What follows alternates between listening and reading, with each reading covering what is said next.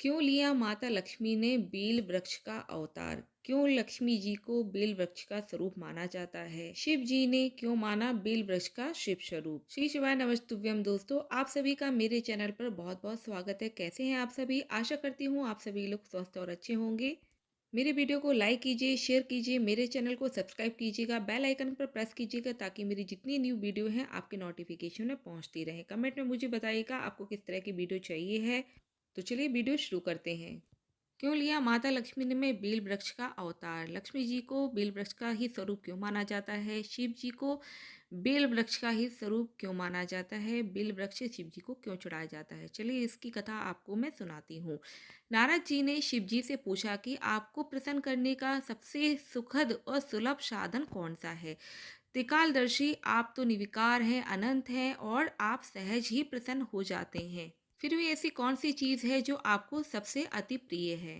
शिव जी ने कहा, वैसे तो मुझे भक्तों के भाव प्रिय हैं, लेकिन फिर भी आपने पूछा है तो सुनो।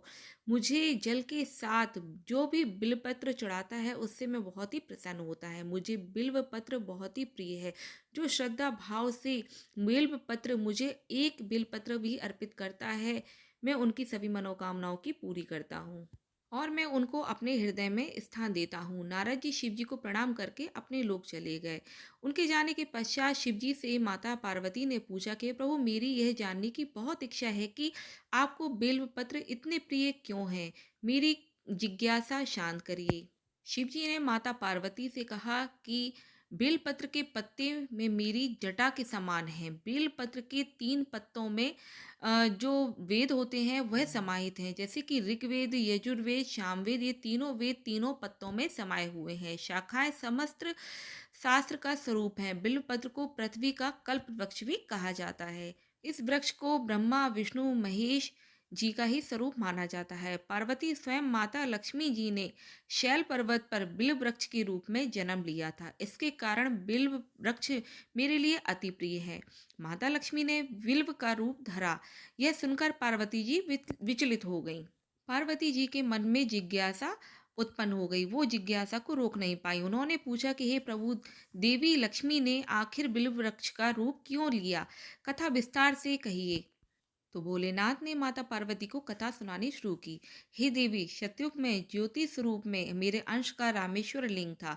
ब्रह्मा आदि देवता ने उसका विधिवत पूजन अर्चन किया था। इसके परिणाम स्वरूप यह हुआ कि मेरे अनुग्रह से वाणी देवी सबकी प्रिय हो गई। वह भगवान विष्णु को प्रिय हो गई। मेरे प्रभाव से भगवान केशव के मन में वाणी देवी के लिए जितनी प्रीति थी, वह स्वयं लक्ष्मी जी को भी नहीं भाई। माता लक्ष्मी जी को यह बर्दाश्त नहीं हुआ। जितनी प्रीति थी वह माता लक्ष्मी जी को बिल्कुल भी नहीं भाई। माता लक्ष्मी जी श्री हरि से दूरियां पैदा करने लगी। वह रुष्ट होकर परम उत्तम शैल पर्वत पर चली गईं। चुपचाप वहां जाकर उन्होंने तपस्या करने का निर्णय किया। उत्तम स्थान का चयन करके मेरे लिंग का एक निर्माण किया। फिर उसकी तपस्या की। उनकी तपस्या कठोर होती जा रही थी। कुछ समय बाद माता लक्ष्मी ने मेरे लिंग विग्रह से थोड़ा दूर में एक वृक्ष का रूप धारण कर लिया। अपने वृक्षों के पत्तों द्वारा निरंतर पूजन अर्चन करने लगीं। माता लक्ष्मी ने 1 करोड़ वर्ष तक कठोर आराधना की। इस तरह मेरा अनुग्रह प्राप्त हुआ। मैं वहां पर प्रकट हुआ। मैंने माता लक्ष्मी से पूछा कि इतनी कठोर तपस्या क्यों की? वरदान देने के लिए मैं तैयार हूँ। माता लक्ष्मी ने कहा और उन्होंने मांगा कि श्री हरि के हृदय में मेरे प्रभाव से वाग देवी के लिए जो भी स्नेह प्राप्त हुआ है वह समाप्त हो जाए। शिव जी बोले कि मैंने माता लक्ष्मी जी को समझाया कि श्री श्री हरि के हृदय में आपके अतिरिक्त किसी और के लिए कोई प्रेम नहीं है। वाग देवी के प्रति प्रेम नहीं, वह श्रद्धा है। यह सुनकर लक्ष्मी जी प्रसन्न हो गई। पुनः श्री हरि के हृदय में स्थित होकर निरंतर विहार करने लगी।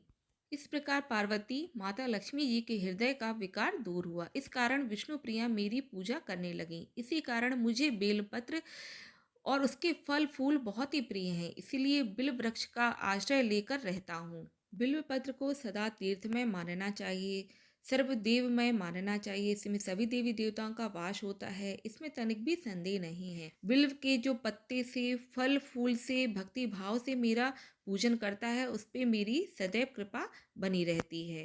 बिल्व पत्र की जो भी पूजन करता है, समझो वो मेरा भक्त है, मेरा प्रिय है। बिल्व पत्र शिव के समान ही समझो, वो मेरा शरीर है जो बिल्व पत्र पर सदा चंदन से मेरा नाम अंकित करके अर्पण करता है। मैं उन्हें सभी पापों और दोषों से मुक्त करके अपने लोक में स्थान देता हूँ। जो बिल्व वृक्ष की निरंतर पूजा करता है, उस पर माता लक्ष्मी जी की विशेष कृपा होती है और स्वयं माता देवी उसको नमस्कार करती हैं। जो बिल्व में मेरा पूजन करता है, बिल्व के मूल में प्राण छोड़ता है, उसको मैं शिवलोक की प्राप्ति होती है। मेरी पूजा के लिए आपको इस तरह से बिल्व वृक्ष की पूजा करना चाहिए, बिल्व पत्र चढ़ाना चाहिए, इतनी महिमा है। तो दोस्तों, इसी प्रकार ये कथा समाप्त होती है। इतनी महिमा, इतना वर्णन है बिल्व वृक्ष का, आप सभी जान ही गए होंगे। अगर आपको ये वीडियो अच्छा लगे और इस जानकारी को लाइक कीजिएगा, शेयर कीजिएगा, ताकि ये जानकारी सभी लोगों तक पहुंच सके। आप बहुत ही पुण्य का काम करेंगे अगर आप इस जानकारी को शेयर करेंगे। तो चलिए मिलते हैं नेक्स्ट वीडियो में। नमस्कार दोस्तों।